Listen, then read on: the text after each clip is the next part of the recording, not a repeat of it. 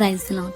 ఈరోజు దేవుడు నీతో చెప్తున్న మాట, నిజానికి ప్రభువు 3 సంగతులను మనల్ని గుర్తుపెట్టుకోమని చెప్తున్నాడు.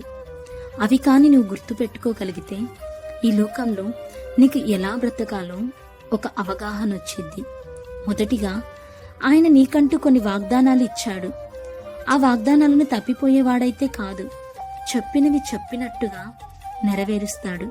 కాకపోతే అప్పటిదాకా నీవు నిరీక్షణ కలిగి ఉండాలి. రెండవది, దేవుడు మనకిచ్చిన వాగ్దానాలను గ్రహించలేదనుకో, నీవు దుఃఖాముఖులుగా ఉంటారు. అదే ఆయన ఇచ్చిన వాగ్దానం మీద నమ్మిక కలిగి ఉంటే ప్రభు సన్నిధి మనతోనే ఉంటుంది. ఎనీ టైం ఫాలోఅప్ చేస్తూనే ఉంటాడు. యేసయ్య మనతో ఉంటే మనకు దుఃఖం ఉండిద్దా? ఇంకా ఆఖరిగా లేఖనముల విషయంలో మందమత్తులుగా ఉండక చురుకుగా ఉండాలి. దేవుని వాక్యాన్ని అశ్రద్ధ చేయకూడదు. దేవుడు మనల్ని వాడుకునే ముందు మనల్ని పరీక్షిస్తాడు. మన మనసేదో ఆయన చదువుతాడు. అలా సిద్ధపాటు చేసే సమయంలో కొన్ని శ్రమలు వస్తాయి. అలాగే నీకు సత్యవాక్యం ఉందో లేదో తెలుసుకోవడానికి దుర్బోధన మీకు వినపడేలా చేస్తాడు.